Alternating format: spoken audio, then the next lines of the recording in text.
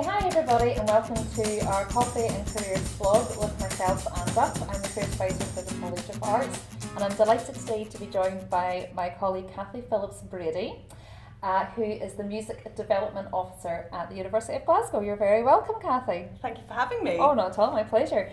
So let's just get started. We have a topic of conversation that we're going to discuss today, but before I introduce that, let's just introduce you. So tell us a little bit about what you do here. So I joined the university in September last year, so I've only been here a few months. The Music Development Officer role is a very exciting one, and I work across all of the university departments, bringing music to our students, staff and the wider civic community. Oh, wow. I have already seen some of your work and I'm looking forward to seeing more of it. So the topic that we're going to be discussing today, Cathy, is more than one job in arts is a portfolio career. Would you say that you are a portfolio worker? Absolutely. Tell me more about that. So I have tried a lot of different jobs in the arts, quite centralised around music and education. And I started off just doing internships and trying different types of roles in festivals and working with opera companies. I studied in Wales, and so I worked with the Welsh National Opera. I worked with Cheltenham Jazz Festival when I was a student, so just trying out different types of roles. And unfortunately, we had a financial crash just as I was graduating. So I decided that in order to earn some money, I would train as a teacher, and I trained as a secondary school music teacher and did work in that area for a little while. But I really felt that I had just spent so many years in school, and then I was back in school and I was back in that bubble, and I had this hunger to work with artists and to make a difference on a wider scale. So I decided that I would study arts administration and cultural policy at Goldsmiths, University of London, and that kind of kick-started my portfolio career. So I have worked with orchestras, I've worked with concert halls, festivals, I've worked in policy, and a lot of the work I've done has been around music education and also choral performance. So the sorts of things I've earned money doing have been producing learning and participation programs with young singers across the country. I have worked with policy and gone and lobbied about music education to the government and earned money doing research projects.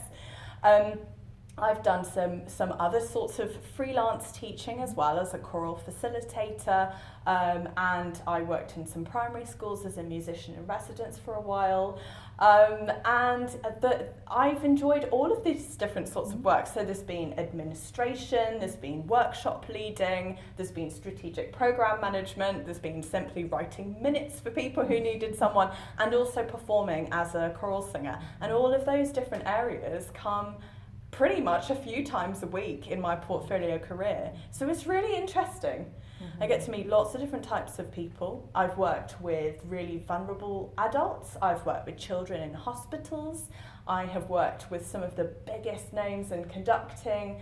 I've performed with some pretty big name artists in festivals. You must tell. Okay, well, probably the biggest one was that I was headlining the Pyramid stage at Glastonbury with the Rolling Stones and now backing choir, so that was pretty cool. So having a portfolio career can take you anywhere. Wow. I literally have done work in warehouses and headlined the Pyramid stage, and all of it was equally enjoyable. Wow. What a career, what a journey. And it's not, when you're talking, Cathy, it's not like, and then I did this, and then I did this, and then I did this. It's like, I did that, and then over there, and then that brought to that, and then over there. And it's like a big jigsaw. It's all this. It strikes me though, is this the kind of work that anybody can do? Do you have to come from a certain background, or, what kind of people work in this style? Well, my perception was that it was only one sort of portfolio for career for one sort of person. So I never thought I was going to be able to have a career like that or to be able to freelance, because I come from a widening participation background and I didn't have that support, that financial support from my family. So I have had to really kind of work hard to find out where the money was coming from, and at times I have had to really do more than one job in a week or in a day. Sometimes I've just had to make sure that money was coming in. I did live in London for a long time, and I would say that living in that area is very expensive, and I would say that the way things are moving and the way that young people are freelancing a lot more, and that the job market is in the arts, that there is so much opportunity for anybody to just make a name for themselves doing this sort of portfolio career. Maybe if you position yourself in a place that's slightly less expensive. We are in a fantastic, exciting time where the government has really moved their funding away from centralising London as that place that got all the money. We're looking at work, really exciting work, all across the UK now. So there are opportunities everywhere. And actually, where we are in Glasgow, this is just the number one place to be working in music, and so many people have portfolio careers here as well. So the opportunities are widespread. Mm-hmm. I'm interested that you said that like so many people have portfolio careers. I mean, is this normal? Is this normal, Cathy? Is this a normal way to work? I think it is. I think that this is the future, and I think you've just got to make that decision on if you would like to balance part-time employment with part-time freelancing, or whether you're just going to really push the boat out and maybe try and create your own company, or just work for yourself as a self-employed person. You can do it. If I could do it, you could definitely do it. Mm-hmm. So let's get into that then. How do you do it? So if we have students listening to you talking and they're going, oh, that sounds amazing. I would love to work like that. Love to work like that. But I need to pay my rent. I need to live. I want to go on holidays the odd time. You know, how do you make it happen? And how do you make a living out of it? Okay, well, if you need to, find something that will help you pay the bills, or at least some of them, to start you off, and get out there and have coffee with as many people as you possibly can. Find out the companies that you really like their work, and anybody that really inspires you, send them an email, send them an Instagram message, see if they'll be happy to meet you, and they might be able to give you some pointers or give you some direct experience working in their firm, and then who knows what it might lead to. I mean, it could literally lead, I've had some work where I've had a couple of days work that's led on to a couple of years work. Or repeat bookings again and again for the same sort of festival. These things can happen as long as they get to know you. So it's really about putting yourself out there, and I would highly advise you to go and do it in person if you can.